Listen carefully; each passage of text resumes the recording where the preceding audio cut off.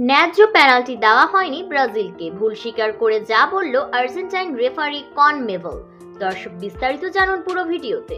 Copa আমেরিকায় কলম্বিয়ার বিপক্ষে গ্রুপ পর্বের শেষ ম্যাচে 1-1 গোলে ড্র করেছে বিশ্ব চ্যাম্পিয়ন ব্রাজিল, যা কোয়ার্টার ফাইনালে সেলেসাওদের উরুগুয়ের মতো কঠিন প্রতিপক্ষের সামনে ফেলেছে। অথচ রেফারির ভুলে ন্যায্য পেনাল্টি দেওয়া হয়নি ব্রাজিলকে, ভুল স্বীকার করে এমনটাই জানিয়েছে কনমেবল। বৃহস্পতিবার 4 জুলাই ব্রিটিশ বার্তা সংস্থা রয়টার্সের এক প্রতিবেদন অনুসারে কলম্বিয়ার বিপক্ষে ম্যাচের তখন 42 মিনিট চলছিল। বল নিয়ে ডি বক্সের ভেতর ঢুকে যান ব্রাজিলিয়ান ফরওয়ার্ড ভিনিসিয়াস জুনিয়র। তাকে ফাউল করে ফেলে দেন কলম্বিয়ার ড্যানিয়েল মুনোজ। ঠিক তখনও ব্রাজিল 1-0 ব্যবধানে এগিয়ে ছিল। এই সুযোগটি যদি পেত সেলেসাওরা, তবে 2-0 ব্যবধানে এগিয়ে যাওয়ার সম্ভাবনা ছিল। তবে রেফারির ভুলে সেটি আর সম্ভব হয়নি।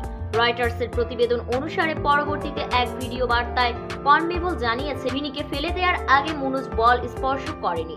রেফারি বিষয়টি সঠিকভাবে পর্যবেক্ষণ করতে পারেননি। যদিও তিনি বিভিন্ন অ্যাঙ্গেল থেকে দেখেছেন বিষয়টি, তবুও বুঝতে পারেনি, তাই এটা একটা ভুল হয়ে গিয়েছে।